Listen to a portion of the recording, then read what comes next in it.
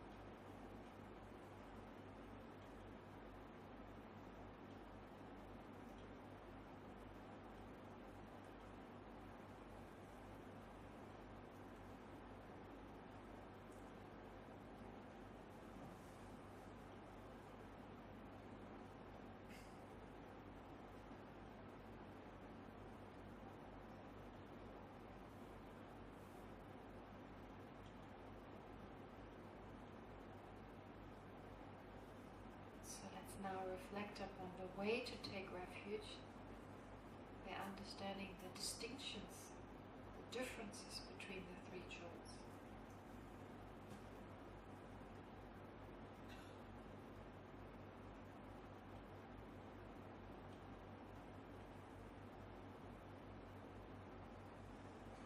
So looking at the three of them from the point of view of their unique characteristics.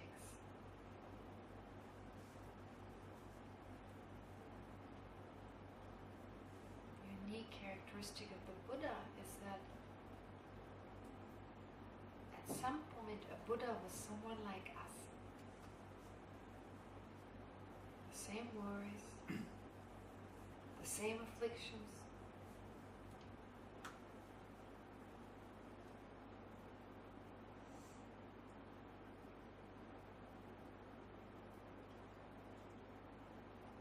But through diligence and through practice,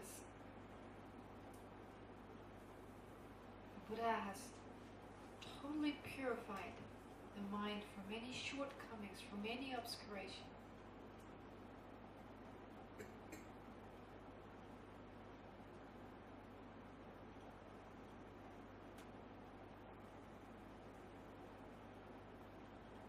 They've utilized their highest potential.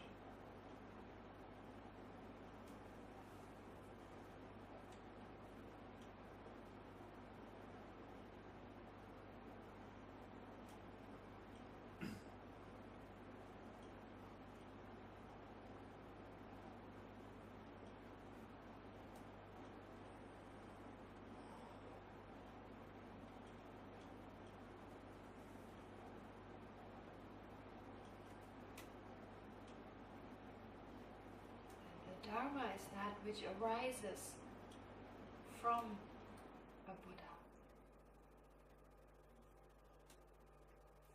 So it refers to the qualities of a Buddha, but also the teachings that a Buddha gives.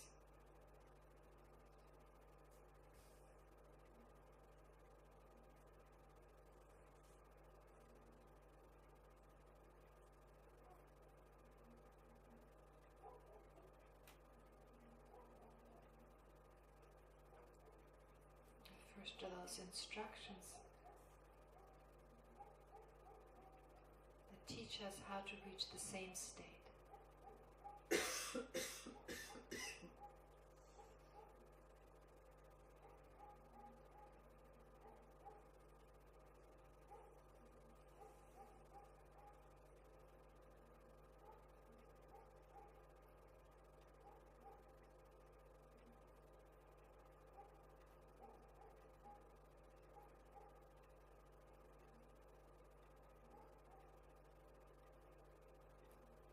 The Sangha, the main characteristic of the Sangha is those people who sincerely practice what they've learned.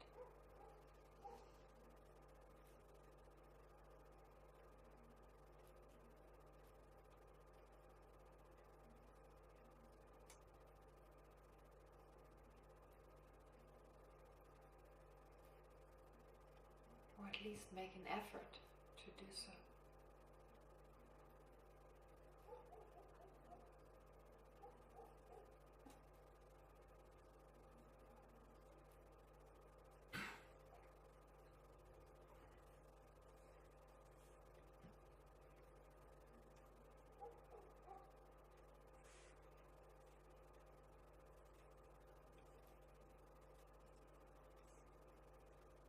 And then from the point of view of activity,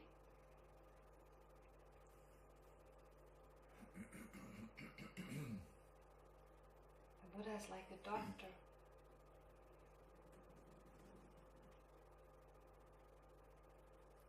The Dharma like the medicine. And the Sangha like the nurses.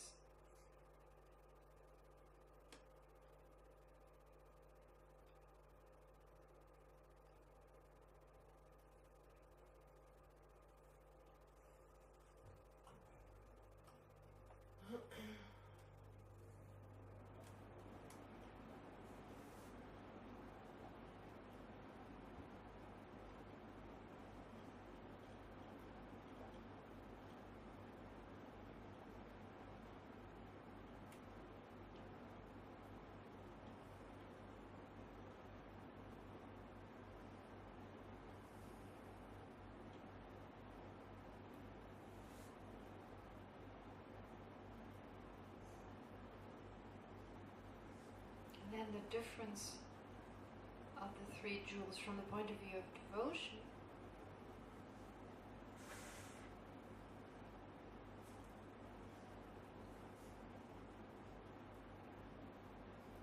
with regard to the Buddha, we should allow ourselves to be inspired to become like that.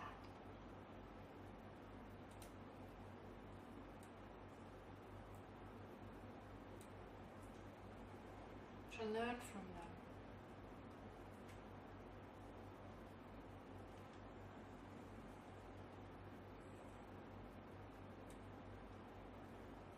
And to assist them in their endeavor to benefit all sentient beings.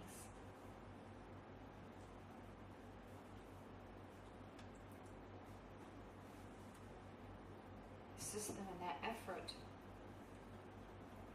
to work for others.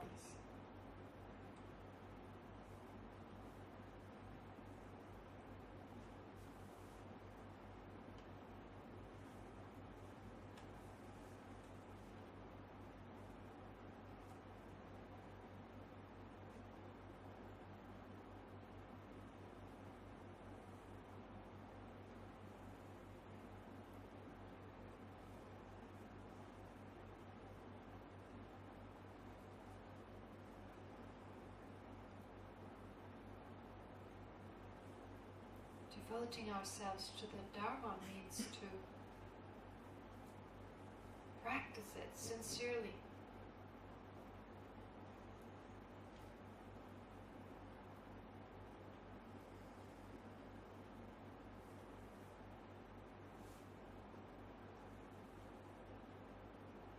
To live the Dharma in our everyday life.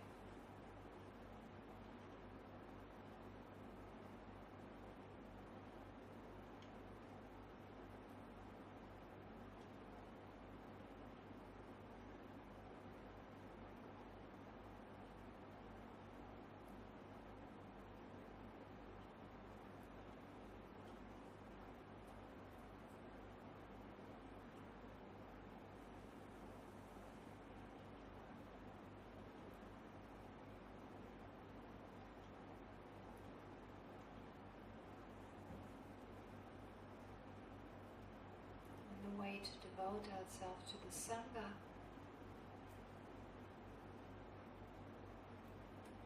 is to regard them as our friends and to respect and assist them.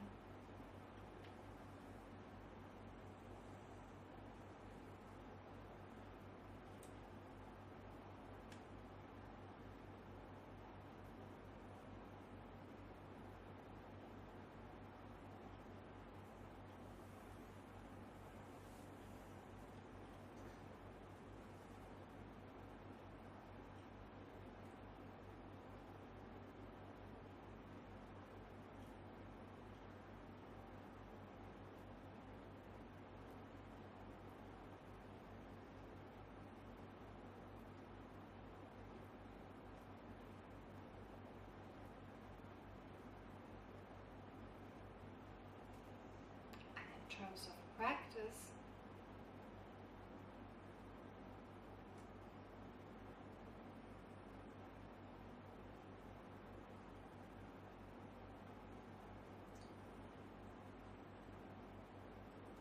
similar to before, we should serve the Buddhas and also make offerings. Even if just visualized.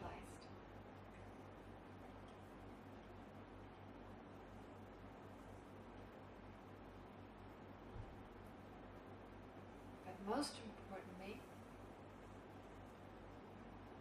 we should offer our practice, which is not visualized, but we actually practice and make that our main offering.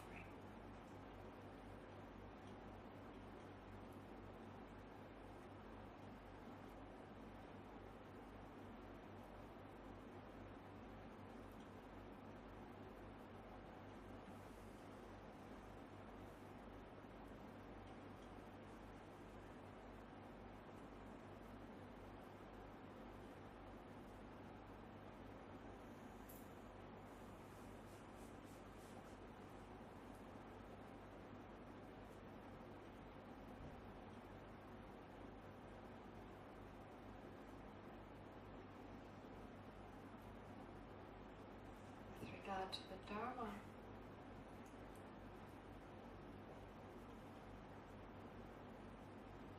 we should see any instruction, any teaching as a personal instruction.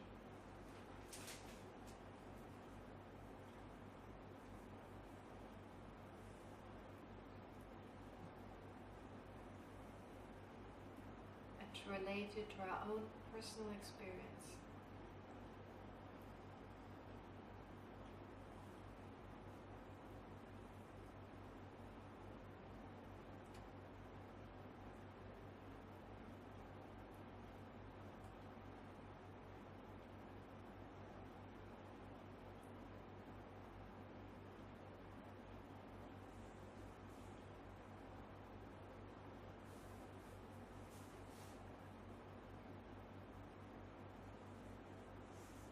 We should learn to relate it to whatever we're thinking, whatever we're doing.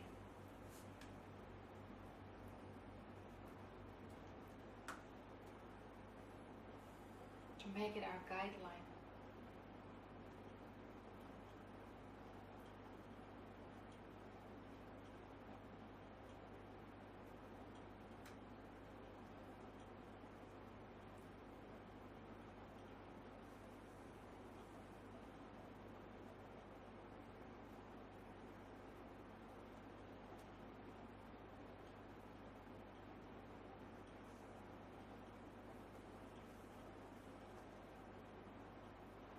to the Sangha, we should share our understanding, our experience, our time, and our financial means with them. Our worldly possessions, we should share them with them.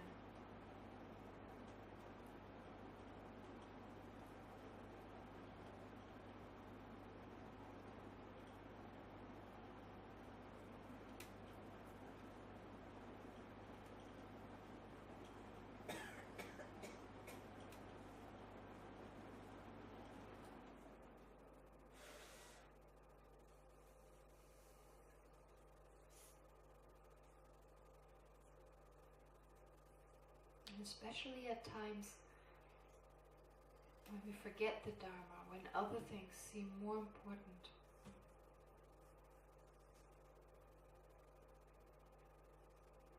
We should take refuge by way of recollecting, by way of remembering the good qualities of Buddha, Dharma, Sangha.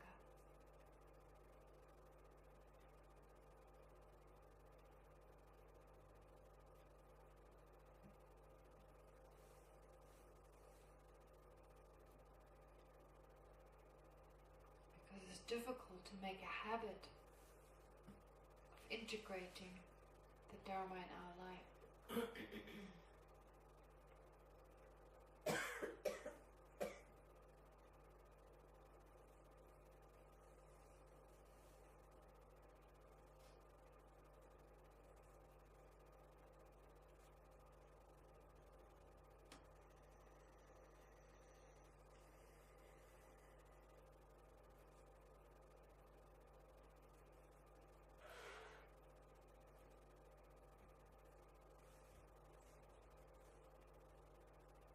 So then it's important to study.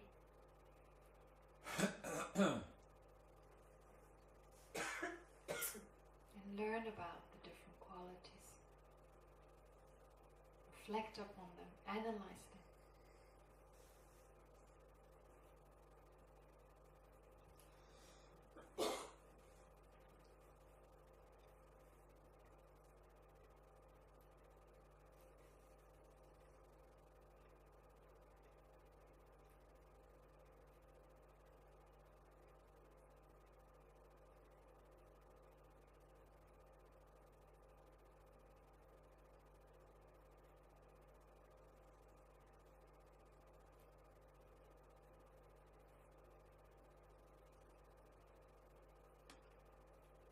But it's also important to take refuge by way of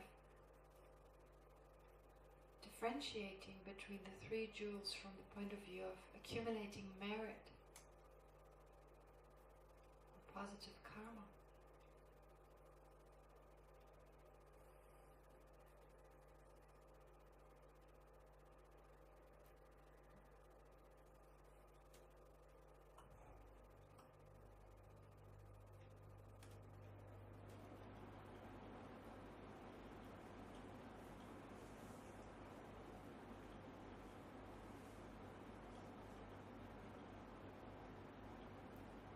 Assisting the Buddhas and the Sangha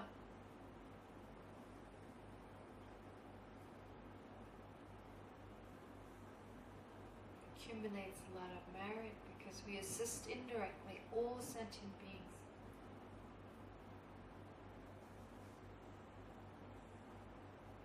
Since the Buddhas and the Sangha work for the benefit of sentient beings.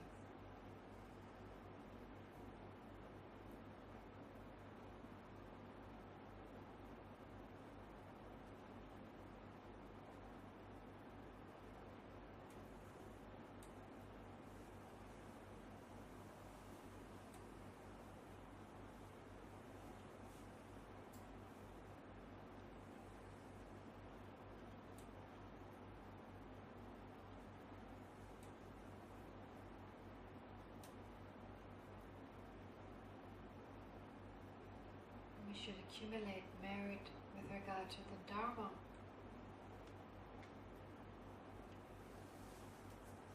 But not only practicing it, but by making it available to others.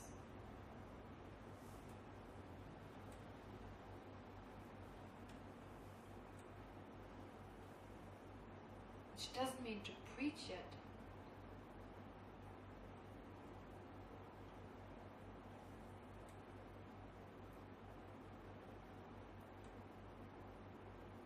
But to facilitate and help out in dharmic retreats.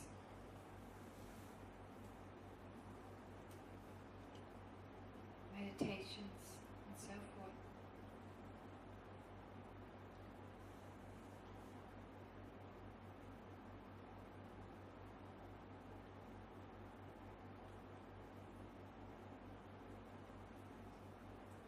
Translate books.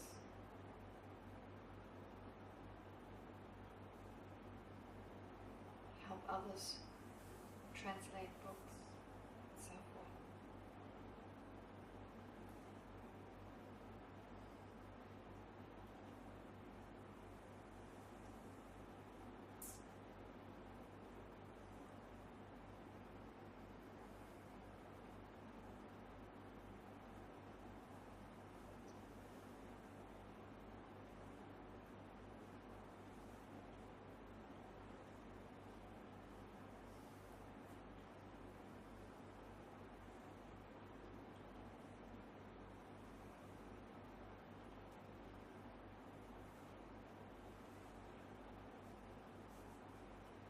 Whatever conclusion you've come to, whatever feeling has arisen as a result of this reflection,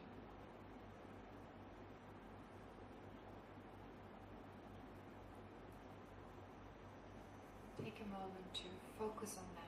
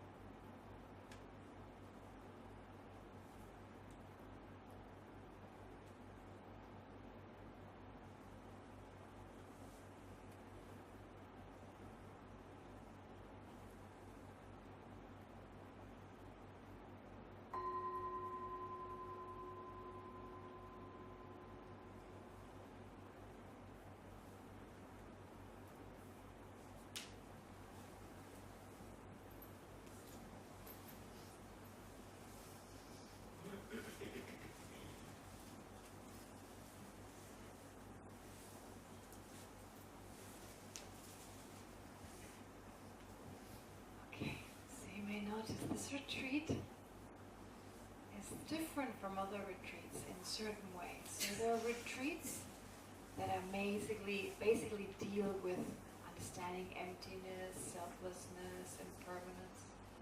So some of that might find that very enjoyable to go dig deeper and deeper into those different aspects, and it's very important. And then there are retreats where you do more discussion of the mind and the different afflictions. It's not that difficult. There's much more about look at your own mind, your own afflictions, your own this and the other.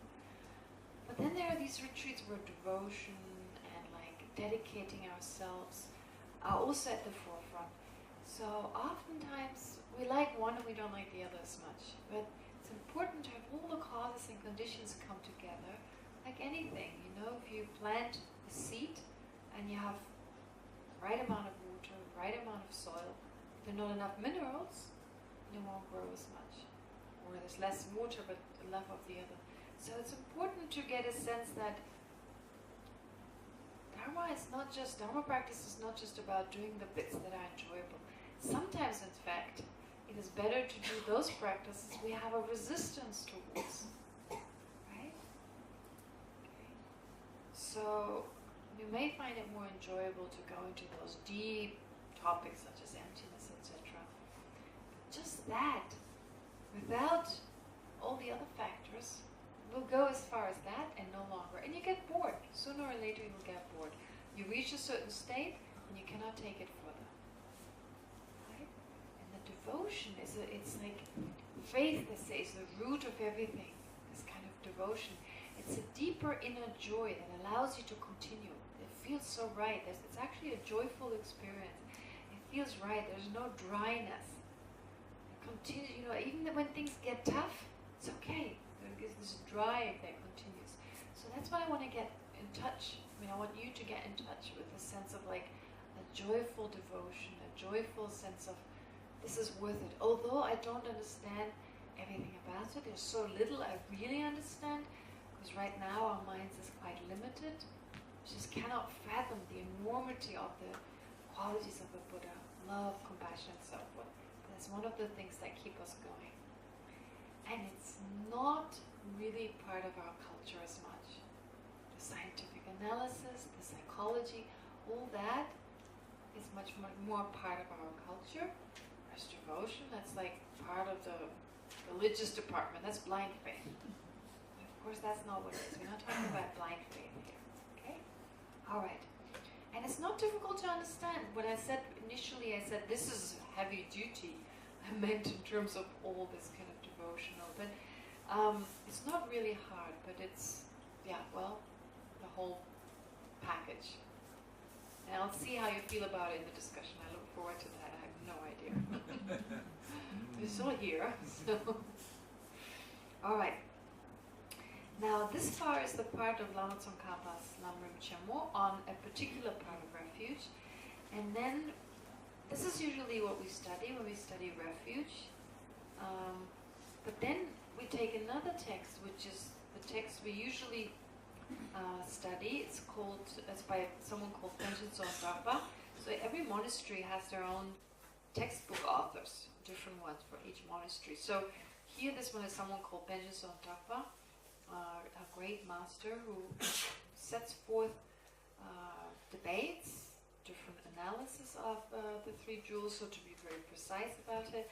You'll see some of those aspects have already been mentioned, and then they're mentioned again in a slightly different way. But actually the way it is presented, there's a general explanation. It's called the general meaning. That's the text you usually study.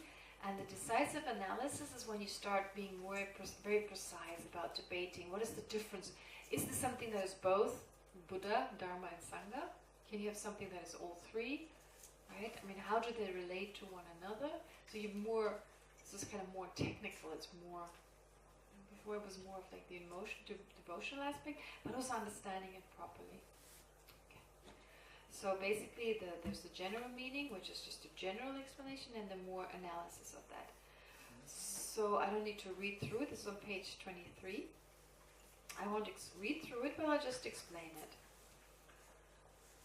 So, as you may remember, the three objects of refuge, or going for refuge, is explained after having explained the Four Noble Truths. So previously the claim was, if you studied already the Four Noble Truths, you really understand them, you automatically take refuge. So what's the point of talking about it? But, you know, it was deep in that. And taking refuge is a practice. You do it until you become a Buddha. Until you become a Buddha. Once you're a Buddha, you don't no longer take refuge. But it's deepened and deepened and deepened. You go deeper and deeper and deeper. In fact, all the practices. Once you have bodhicitta, even if you have bodhicitta, you have to deepen and strengthen and deepen and strengthen it. All the practices, they're all important in the beginning, in the middle, and in the end. Okay. But refuge, of course, you have to let it go once you're a Buddha. There's nothing. Why would you continue to take refuge? You've reached your goal. You don't have to rely on something or something to reach your goal. It's like the example they give, and it's going to be mentioned below. It's like when you want to get to the other shore and you've reached it, you're not going to carry the boat with you. That's it. You leave it behind. So you can leave it behind. It's just a tool. It's a tool that you utilize. Okay, so you need to know when to leave it behind. But here we're learning to use the tool effectively. So there are actually different topics. It's very typical for a Tibetan text to subdivide it. So here's the necessity for presenting three objects of refuge. Why three? Identifying the nature or the meaning of the three. What does it exactly mean? What is the limit, if you like, of each of them? Like how far is it called Buddha? How far is it called Dharma? And so forth. The difference between a conventional and an ultimate refuge. I don't know whether you've heard that word before. A conventional and an ultimate refuge. The meaning of the word jewel and how one should take refuge. Okay? So a lot of it is a little repetitive, of course, but every time the mind may take it on in a slightly different way. You may look at it in a slightly different, from a slightly different angle, even though there's great similarities. So the necessity for saying 3 objects of refuge. Okay? Now this is a little bit, you may not expect that explanation in here. Of course, one very obvious explanation is you need a doctor, you need medicine, and you need a nurse. So from that perspective, definitely Maitreya in his Uttara Tantra talks about the Dharma, the Buddha is like a person who is very healthy himself and who has a treatment, who has a specific medicine that he can recommend us. That's like the Buddha. And then of course there's the medicine and those who help us to take the medicine. That is the Dharma. So the Dharma is the medicine and the Sangha as explained before. So that's a good reason for saying threefold.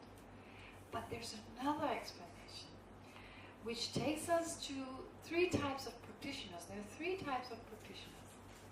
There are bodhisattvas, then there are solitary realizers, and then what are called heroes. So bodhisattvas, of course, their main goal is to become fully enlightened. And then there's the other goal, liberation, becoming liberated, attaining nirvana. Not to become fully enlightened, but nirvana. Okay? So to be able to liberate oneself. Those who have that goal, they must generate amazing qualities. They have incredible compassion. In fact, I've come to the conclusion they even have great compassion.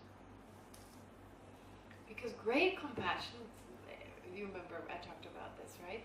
Yeah, so there are some sutric quotes which seem to support both ideas, that those who work towards self-liberation, they have great compassion, and those quotes which say they do not have. So those working towards self-liberation have no great compassion. What is great compassion? Great compassion is taking all sentient beings as your focus and wishing them to be free from suffering. There's no reason why someone who works towards self-liberation would not have that mind. Why not? Why not? If you wish for sentient beings to be free from suffering, but not all. So which one are you going to exclude? So to focus on all sentient beings, that's the same. But in the scriptures it says that there's 2 types of great compassion. There's the one for all sentient beings. May all sentient beings be free from suffering. May I be able to free all sentient beings from suffering. May I be able to free all sentient beings from suffering. It's different. So not only do you wish for all sentient beings to be free from suffering, you wish yourself to do this. So some of you may debate and say, well, that is not right compassion any longer. That we call the special altruistic attitude. But the special altruistic attitude does not wish to take all sentient beings, liberate all sentient beings from suffering. It is determined to do so. So it doesn't just wish. Great compassion is wishing for all sentient beings to be free from suffering. Wishing, may I myself be able to do so. How nice would it be? I wish I could do this. And then you strengthen that until you go, oh, no doubt about it. I will do this. I'll do it. However long it takes, however hard I have worked, I myself will take sentient beings to suffering. So that is the altruistic attitude. Okay? So those of you who are familiar with this, you see, the mind can only be taken gradually. First you understand sentient beings are suffering. Look around, so much suffering. And even those states that are happy states, that we would usually call happy states, they're just a temporary absence of greater suffering. It's just in relation to something worse, we call those happiness. And of course, if we continue with the object of that happiness, inevitably it will turn into a problem. So right now, to experience lasting happiness, it's, from ordinary people, impossible. You have to jump all the time from one thing to another to have some relief from suffering. So therefore, to understand that and then really generate the understanding, a feeling of closeness towards others, and I wish that we're free from that. any shortcoming, even the limited happiness, may they get rid of this limited happiness and find lasting happiness. Happiness that lasts, happiness that is reliable, happiness that is irrevocable. And once, so you have that wish, so that's also great compassion, the wish for all sentient beings to be happy. And then you strengthen it. May I be able to bring this about? I don't want to wait until someone comes along. No, I have the potential to do so. May I be able to do it? That's both great compassion. But one heroes and solitary realizers have, and one they don't have. So, one that they themselves want to do it, this doesn't arise. Unless, of course, they change and they, go into enter a different path, or are interested in a different path. But as long as they follow wish to become self-liberated, then there's no sense I want to take responsibility. Okay.